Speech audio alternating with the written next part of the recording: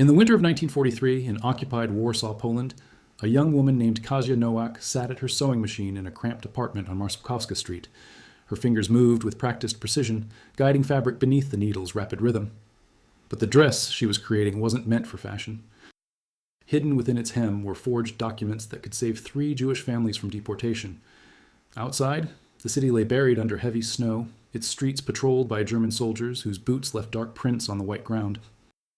The occupation had transformed Warsaw into a city of whispers and shadows, where trust was a currency more valuable than zloty, and every conversation could be your last. Kasia was 24 years old. With dark blonde hair she kept pinned back and eyes that had learned to reveal nothing. Before the war, she had dreamed of opening her own dress shop. Now her skills served a different purpose. If this story moves you, please take a moment to like this video and subscribe to our channel. Your support helps us continue sharing these important historical accounts. Kasia had joined the Polish resistance movement, known as the Armia Krajowa, in 1942. After her older brother Tomasz disappeared during a roundup in the Jewish ghetto, she never learned what happened to him, but the not knowing burned inside her chest like a coal that never cooled. Her recruitment had been almost accidental. A customer at the dress shop where she worked, an older woman named Pani Kowalska, had noticed the careful way Kasia mended a torn coat belonging to a Jewish neighbor, asking no questions, accepting no payment. 2 weeks later, Pani Kowalska returned and spoke 4 words that changed everything. Trust is earned slowly. By the end of that conversation, Kasia understood that her sewing skills could save lives in ways she had never imagined. The resistance used her apartment as a safe house because it had something rare and valuable in occupied Warsaw, a back entrance that opened onto a narrow alley, easy to watch, easy to escape through. The building's elderly caretaker, Pan Wojciech, was sympathetic to the cause and often warned residents of approaching German patrols with a specific pattern of knocks on the radiator pipes. 3 quick taps, pause, 2 more taps. Danger coming. Kasia had memorized that rhythm so thoroughly that even in her dreams, those sounds would jolt her awake, heart hammering against her ribs. On the evening of March 15, 1943, Kasia received an urgent message. A young resistance courier, barely 16 years old, arrived at her door with a sealed envelope. His name was Yannick, and his face was pale with cold and fear. The message inside was brief but clear. 3 high-ranking SS officers would be dining at a collaborator's apartment 2 buildings away from hers. The apartment belonged to a Polish businessman who had grown wealthy by betraying his countrymen, selling information about resistance activities to the Gestapo.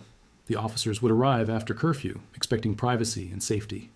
This was an opportunity that might never come again. The message ended with a question. Can you do this? Kasia read the words 3 times, her hands steady even as her pulse quickened.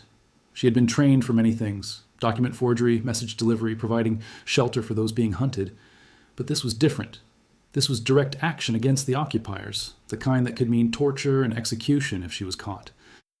Yet she thought of her brother Tomasz, of the families she had helped escape, of the city that had become a prison. She thought of the children who disappeared into cattle cars, of the public hangings meant to terrorize the population into submission. She folded the message carefully and held it over the candle flame until it curled into ash.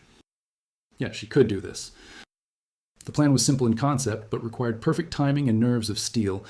Kasia would gain entry to the collaborator's apartment by pretending to deliver an urgent dress alteration.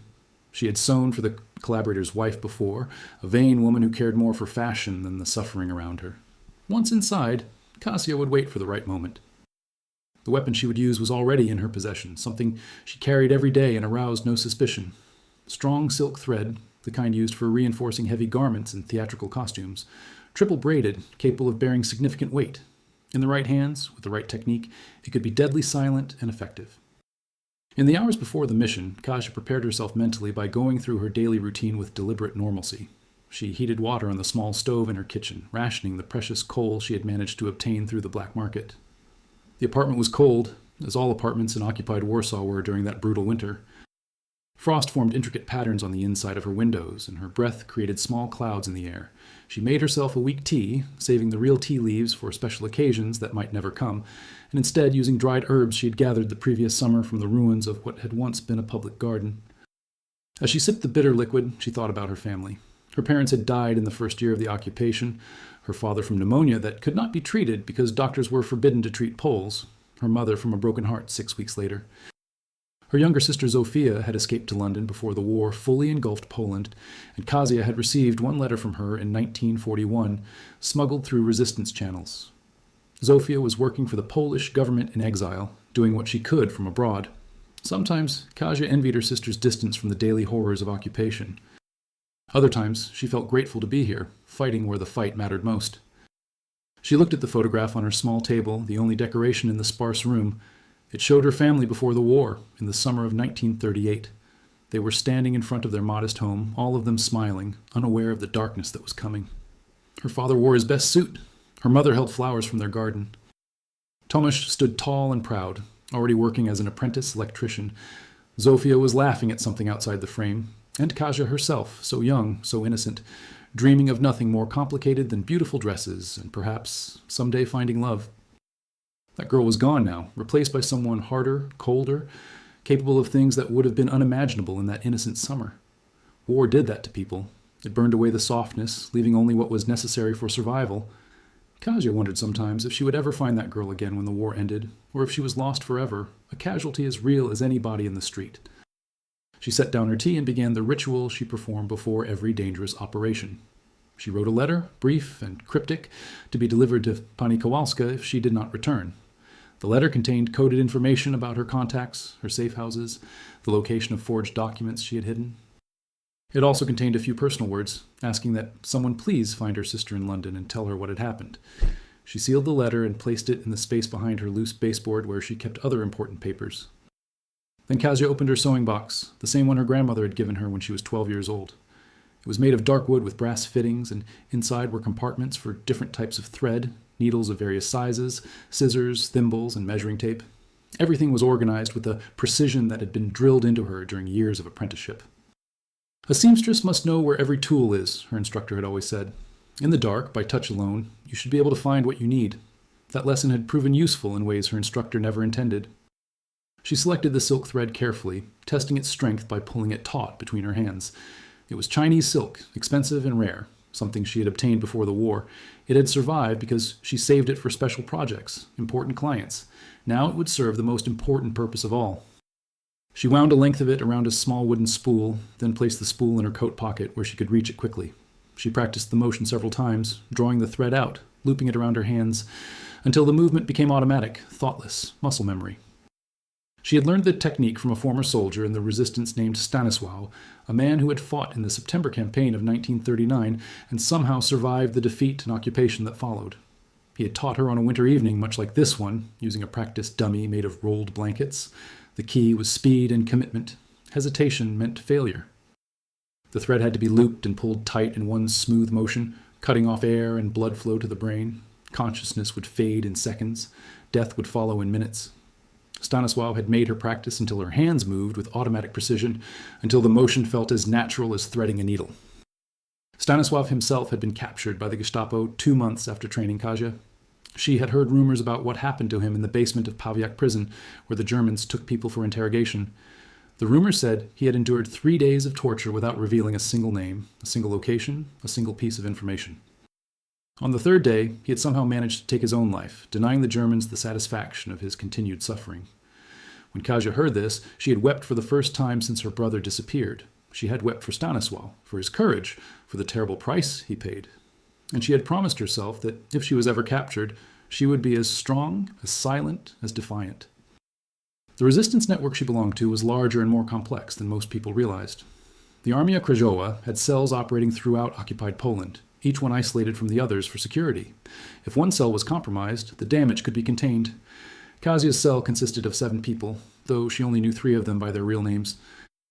The others used code names, changed regularly to prevent patterns from emerging. They communicated through dead drops, hidden messages in seemingly innocent locations, a mark on a specific lamppost, a flower pot moved to a particular position on a windowsill, a newspaper folded in a certain way and left on a park bench. Their operations varied widely. Sometimes they distributed underground newspapers that told the truth about what was happening in Poland and in the wider war, countering German propaganda. Sometimes they helped Allied airmen who had been shot down over Poland, hiding them and eventually smuggling them south toward neutral territory. Sometimes they sabotaged German equipment, small acts that seemed insignificant but accumulated into real disruption. A handful of sand in a fuel tank, a cut wire in a communication system, a carefully placed rumor that sent German patrols to the wrong location while resistance activities happened elsewhere. Kazia's specialty was documents. She could forge identification papers, travel permits, ration cards, work certificates. Her careful, precise hand could replicate German signatures and official stamps. She had studied captured documents for hours, memorizing every detail, every peculiarity of German bureaucratic style. The work was painstaking and dangerous. A single error, a date formatted incorrectly, a stamp placed 2 millimeters too far to the left, and the person carrying that document would be arrested. The pressure was enormous, but Kazia never allowed herself to rush, never allowed fatigue or fear to compromise her precision. The dress she had prepared for the collaborator's wife was actually one of her finest pieces of work, though it pained her to waste such effort on such a woman. The fabric was real silk, dark green like forest shadows, obtained through resistance contacts who had liberated it from a German supply depot. The embroidery was done by hand, tiny gold threads forming patterns of oak leaves and acorns, symbols of Polish endurance and strength that the collaborator's wife would never understand. Hidden in the hem were 3 sets of forged documents, enough to save 3 families from deportation. When Bronislawa wore this dress to her dinner party, she would be unknowingly carrying the tools of resistance against her German guests. That night, Kazia dressed carefully in a dark wool coat and a scarf that covered most of her face. She carried a small package wrapped in brown paper, supposedly containing the altered dress. Inside the package was the silk thread, wound carefully around a wooden spool. She also carried a small knife, hidden in her boot, though she hoped she would not need it. Knives meant blood, and blood meant evidence, meant screams, meant chaos. Silence was her greatest ally. The streets of Warsaw after curfew were empty and menacing. The only sounds were the wind pushing snow into drifts against building walls and the distant rumble of German trucks on patrol. Kazia moved quickly, but not too quickly, staying close to the buildings, ready to duck into a doorway if she heard approaching vehicles. The 2-block walk to the collaborator's apartment felt like crossing an ocean. Every shadow seemed to hide a threat. Every window could contain watching eyes. She reached the building and slipped inside through a side entrance that was supposed to be locked, but never was. The collaborator was careless about security because he believed his German friends made him untouchable. That arrogance would be his undoing. Kazia climbed the stairs to the 3rd floor, her breathing controlled despite her racing heart. She could hear voices from inside the apartment. Male voices, speaking German, laughing, glasses clinking. They sounded relaxed, confident, safe. Kazia knocked on the door using a specific pattern that the collaborator's wife would recognize. 3 light taps. The door opened, revealing a middle-aged woman with too much makeup and a silk dress that probably cost more than most Warsaw families earned in a year. Her name was Bronislawa, and her face showed irritation at being disturbed. "I have the dress you requested," Kazia said quietly. "The alterations you needed for tomorrow's dinner party." Bronislawa's expression shifted to greedy pleasure. She stepped aside, gesturing for Kazia to enter quickly. The apartment was warm, almost hot, with a fire burning in the hearth and candles providing soft light. Kazia could see into the dining room, where 4 men sat around a table. 3 wore the black uniforms of the SS, their insignia marking them as officers. The 4th was the collaborator, a thin man with nervous hands and a false smile. "Come to the bedroom," Bronislawa hissed. "I do not want them disturbed." Kazia followed her down a short hallway, her mind cataloging every detail: the layout of the apartment, the location of the exits, the sounds of the men's conversation growing quieter as they moved away. In the bedroom, Bronislawa took the package eagerly, unwrapping it to reveal a dress that Kazia had spent days preparing. It was beautiful, actually, a dark green silk with delicate embroidery. A waste of skill and material on a woman like this. "It is perfect," Bronislawa said, holding it against her body and admiring herself in the mirror. "You are a true artist. Wait here while I get your payment." She left the room, closing the door behind her.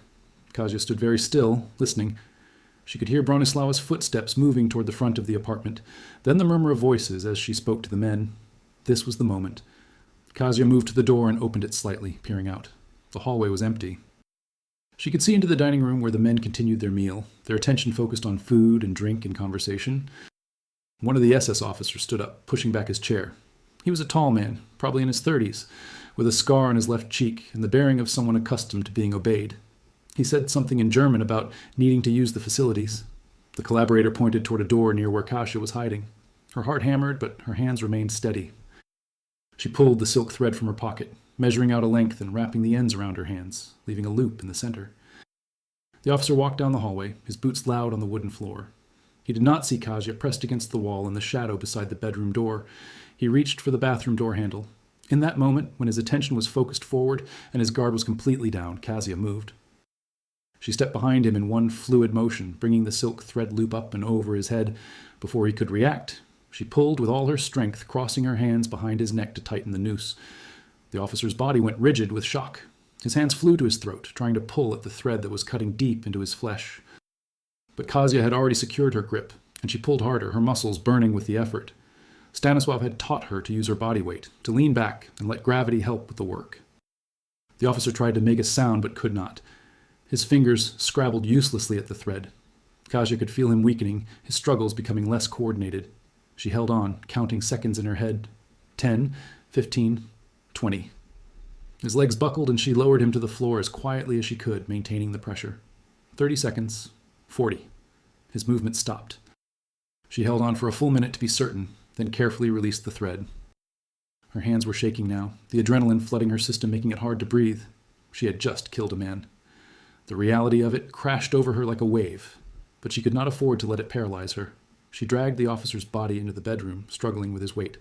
He was heavy, dead weight in the truest sense. She closed the door and leaned against it, trying to calm her racing thoughts. From the dining room, she heard the collaborator's voice asking where the officer had gone. She heard another voice respond that he was probably taking his time in the bathroom. Laughter. They were not concerned yet, but they would be soon if the officer did not return. Kasia knew she had to act quickly. She rewound the silk thread around the spool, her fingers working automatically despite the trembling. She opened the bedroom door and looked out. The hallway was still empty. She moved toward the bathroom and opened that door, then closed it loudly as if she had just used it herself. Then she walked calmly toward the dining room. "Excuse me," she said in Polish, her voice apologetic and humble. "I am looking for Pani Bronislawa. I need to ask her about payment." The collaborator looked up, annoyed. "She is in the kitchen," he said, waving a hand dismissively. "Go find her there and stop interrupting." The second SS officer, a younger man with blonde hair and cold, blue eyes, looked at Kasia more carefully. "You are the seamstress?" he asked in heavily accented Polish. "Yes, sir," Kasia replied, keeping her eyes down submissively. "Where is Hauptsturmführer Klein?" the third officer asked. Also in poor Polish. "He has been gone too long." "I believe he is still in the bathroom," Kasia said. "Perhaps he is not feeling well. The food sometimes does not agree with visitors." The officers exchanged glances. The younger one stood up.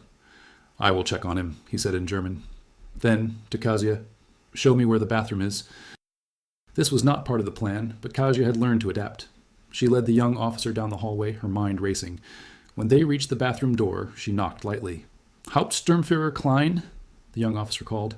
"Are you all right?" Silence. The officer reached for the door handle, and in that instant, Kasia made her move. The silk thread came up and around his neck with practiced precision.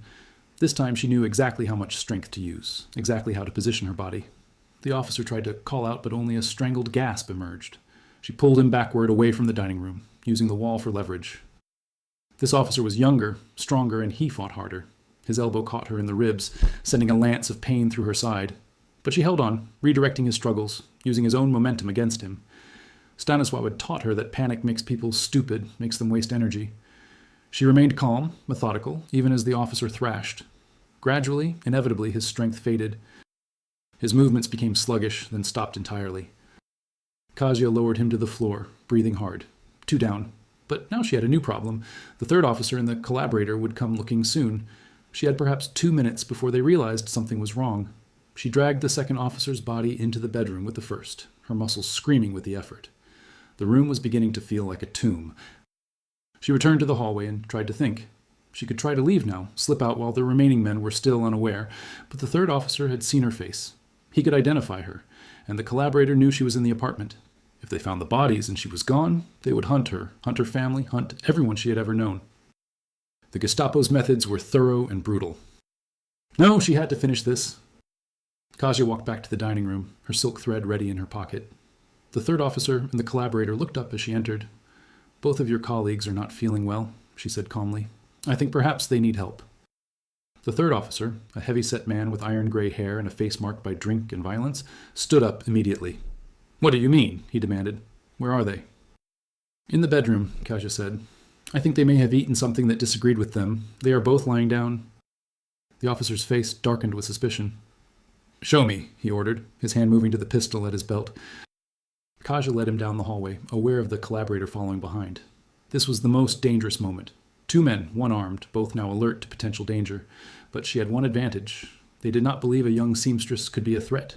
She was invisible to them, beneath their notice, just another Polish woman ground down by occupation. She opened the bedroom door. The two bodies lay where she had left them, partially hidden by the bed's shadow.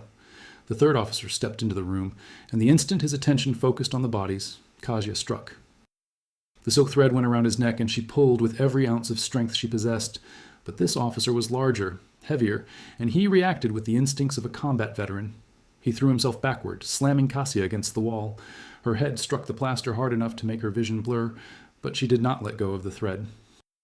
The collaborator was screaming now, backing away into the hallway. Kaja could not worry about him. All her focus was on the officer who was trying to kill her, even as she tried to kill him. His hand found his pistol, and he managed to draw it. The barrel swung toward her. Time seemed to slow down. She saw his finger tightening on the trigger. Kaja twisted her body and pushed forward instead of pulling back, driving the officer off balance. They fell together, hitting the floor hard. The pistol fired with a deafening crack, the bullet punching into the ceiling. Plaster dust rained down. The officer's struggles were becoming weaker, but he was not unconscious yet. His free hand clawed at her face, his fingers finding her eye. Pain exploded through her skull, but she held on, pulling the thread tighter, using her body weight to pin him down. She could feel his pulse hammering against the silk, rapid and desperate. Then it began to slow. His hand fell away from her face. His body went slack beneath her. Kasia held the thread tight for another 30 seconds, making sure. Then she released it and rolled off the officer's body. Her face was on fire where he had clawed her. Her ribs ached where the second officer had elbowed her. Her head throbbed from being slammed against the wall, but she was alive. The collaborator. She had forgotten about the collaborator. She scrambled to her feet and ran into the hallway. He was at the apartment's front door, fumbling with the lock, his hands shaking so badly he could barely turn it. Kaja caught him from behind, tackling him to the floor. They struggled, rolling across the hallway. He was soft, weak, a man who would let others do his violence for him. But he was fighting for his life, and that gave him desperate strength. His fist caught her wounded eye, and she cried out in pain. He managed to get on top of her, his hands reaching for her throat. For a moment, Kasia thought she had failed, that after everything she would die at the hands of a collaborator, a traitor to his own people. But then she remembered the knife in her boot. Her hand found it, pulled it free. She drove the blade up into his side, between his ribs. He gasped, his eyes going wide with shock. She pushed him off her and stood up, the knife still in her hand. The collaborator lay on the floor, blood spreading across his white shirt, his breath coming in wet, rattling gasps. Kaja stood over him, watching him die. She felt nothing. No satisfaction, no horror, nothing. She was hollow, emptied out, running on instinct and training. When he finally stopped breathing, she pulled the knife free and wiped it clean on his jacket. The apartment was silent now, except for the crackling of the fire in the hearth. Kasia walked through the rooms in a daze, checking to make sure all the windows were closed, all the curtains drawn. She found Bronislawa in the kitchen, cowering in a corner. The woman's face was white with terror. "Please," Bronislawa whispered, "please do not kill me. I have children." "You should have thought of that before you helped send other people's children to their deaths," Kasia said. But she did not kill the woman. She could not. There had been enough death tonight. Instead, she tied Bronislawa's hands and feet with curtain cords and gagged her with a kitchen towel. Before leaving, Kasia searched the apartment. She found documents, lists of names of suspected resistance members, plans for upcoming raids. She took everything that seemed important, stuffing papers into her coat pockets. This intelligence could save dozens of lives, maybe even hundreds. That had to count for something. That had to make the night's work meaningful. She left through the same side entrance she had used to arrive, moving quickly through the dark streets. Snow had begun to fall again, already covering her footprints. By the time the bodies were discovered, probably not until morning, any trace of her presence would be buried. She reached her apartment building and climbed the stairs on legs that felt like water. Inside her room, she locked the door and leaned against it, finally allowing herself to shake, to feel the full weight of what she had done. The shaking started in her hands and spread through her entire body until her teeth chattered and her legs could no longer support her. She slid down to the floor, her back against the door, and sat there in the darkness trying to breathe, trying to convince her body that she was safe, that the danger had passed. But her body knew better. Her body understood that there was no safety, not really, not in occupied Warsaw, not for someone who had just killed 3 SS officers and a collaborator. She sat on the floor for a long time, minutes or hours, she could not tell. The cold from the floorboards seeped into her bones, but she could not move. Her mind kept replaying the night's events in vivid detail, the feel of the silk thread cutting into flesh, the desperate struggles of dying men, the look in the collaborator's eyes when she had driven the knife into his side. These images would be with her forever, she realized. They would invade her dreams, ambush her in quiet moments, remind her of what she had become. Eventually, the shaking subsided enough for her to stand. She lit a single candle, rationing even this small comfort, and examined her face in the small mirror above her wash basin. Her right eye was already swelling shut from where the third officer had clawed her. Deep scratches ran from her temple to her cheekbone, and she could see dried blood in her hair. Her ribs ached where the second officer had elbowed her, and when she lifted her shirt, she could see the beginnings of dark bruises spreading across her skin. She heated water on her stove, using the last of her coal ration, and carefully cleaned her wounds. The scratches on her face burned as she applied iodine, but she made no sound. Pain was irrelevant. What mattered was removing any physical evidence that could connect her to the night's events. She scrubbed under her fingernails, checking for any trace of blood or skin. She examined her clothes minutely, looking for tears or stains. Everything had to be perfect. One overlooked detail could mean her death, and the death of everyone she had worked with. The dress she had made for Bronislawa, the one with documents hidden in its hem, was gone, left behind in that apartment of horrors. She tried to calculate whether this was a problem. Could the documents be traced back to her? She had been careful, as always, but fear made her doubt herself. She forced herself to think logically. The documents were designed to be untraceable. No identifying marks, no distinctive paper, nothing that could lead back to her workshop or her contacts. And besides, by the time the Germans investigated the scene, they would be far more interested in who had killed 3 SS officers than in a dress with suspicious papers. That night, Kasia did not sleep. She sat at her window watching the snow fall on Marszałkowska Street, watching the city that had become a prison for its own people. In the hours before dawn, she saw a German patrol pass by, soldiers trudging through the snow with their weapons ready, looking for violations of curfew, looking for any excuse to exercise their power. They did not look up at her window. To them, she was invisible, just another Polish woman in just another apartment, irrelevant to their purposes. She had killed 3 SS officers and a collaborator. With silk thread in her bare hands and a knife she had used for cutting fabric. She, a seamstress, who had once dreamed of nothing more than opening a small dress shop on a quiet street. The war had transformed her into someone she barely recognized, a killer, an assassin, a weapon wielded by the resistance against the occupiers. But she was not sorry. She thought of Tomasz, of all the people who had been murdered by the occupation, of the children forced into cattle cars, of the hangings in the public squares, of the casual brutality that had become normal life. And she was not sorry. As dawn broke over Warsaw, pale and cold, Kasia finally allowed herself to cry, not from regret, but from exhaustion, from the release of tension that had been building for hours, from the overwhelming understanding that she had crossed a line she could never uncross. She had taken human life with her own hands, had felt the moment when consciousness fled and death arrived. That knowledge would mark her forever, would separate her from the person she had been before the war, from the innocent girl in the photograph who smiled and dreamed of beautiful dresses. But she also knew with absolute certainty that she would do it again if necessary. She would do whatever the resistance asked of her, whatever Poland needed from her, because the alternative was unacceptable. The alternative was submission, collaboration, the slow death of everything that made life worth living. Better to fight, to resist, to kill if killing was necessary than to live as a slave in her own country. The documents she had taken from the apartment proved invaluable to the resistance. They exposed an entire network of informants and allowed the Armia Krajowa to disrupt several planned German operations. Lives were saved because of what Kasia had done that night. But she never spoke about it, not even to her closest comrades. The memory was too heavy, too dark, too intimate. Kasia continued her work with the resistance throughout the rest of the war. She sewed documents into coat linings, sheltered fugitives in her apartment, carried messages through checkpoints. She did whatever was asked of her, but she never again used the silk thread as a weapon. That night in March of 1943 remained a singular event, a moment when an ordinary woman found herself capable of extraordinary violence in the face of extraordinary evil. When Warsaw rose up in the uprising of August 1944, Kasia fought alongside other resistance members in desperate street battles against German forces.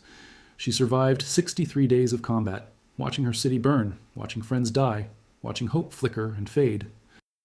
When the uprising was finally crushed and the Germans ordered the complete destruction of Warsaw, Kasia was among those forced to evacuate. She left, carrying nothing but memories and scars. After the war, Kasia did eventually open her dress shop, though not in Warsaw. The city she had loved was gone, reduced to rubble by German revenge.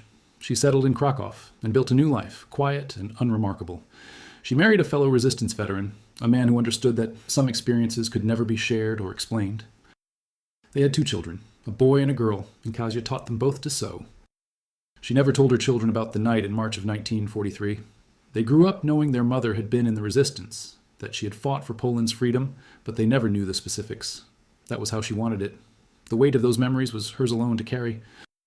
In her 70s, Kasia was interviewed by a historian researching the role of women in the Polish resistance. She shared many stories, but not that one.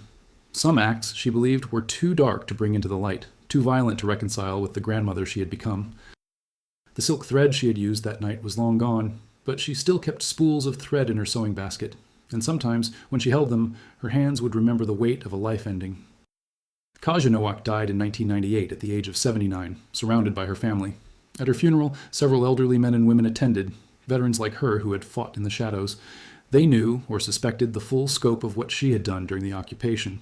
But they said nothing, honoring her silence. Heroes, they understood, come in many forms. Sometimes they wear uniforms and carry rifles. Sometimes they carry silk thread and hide their courage beneath the disguise of ordinary life. The apartment where it happened still stands in Warsaw, rebuilt after the war like much of the city. Sometimes, on winter nights when snow falls heavy and the streets are quiet, you might see an elderly woman pause outside the building, looking up at a third-floor window. She does not go inside.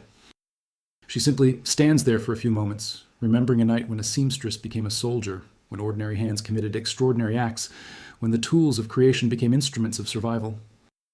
This is one story among millions from the occupation of Poland, a single thread in the vast tapestry of human courage and desperation that defined those dark years. It reminds us that resistance took many forms, that heroes were not always those who fought in the open, but sometimes those who struck from the shadows, using whatever weapons came to hand, a seamstress with thread, a teacher with forged papers, a mother with a hidden cellar, a city full of ordinary people who refused to accept the impossible, who fought back in whatever ways they could, who risked everything to preserve their humanity in the face of inhuman cruelty. Kasia's story, like so many stories from that time, asks us to consider what we would do in her place, what capacity for courage or violence might sleep inside us until circumstances demand its awakening. It challenges our comfortable assumptions about good and evil, about the choices people make when all choices are terrible. It reminds us that history is not made only by generals and politicians, but by seamstresses and students, by farmers and factory workers, by anyone who chooses to stand rather than kneel. The silk thread has frayed and vanished. The hands that wielded it are dust. The winter of 1943 is now just dates in history books. But the memory persists, passed down through whispered stories and careful research, a testament to the complexity of human nature and the terrible things ordinary people can become capable of when defending what they love against those who would destroy it.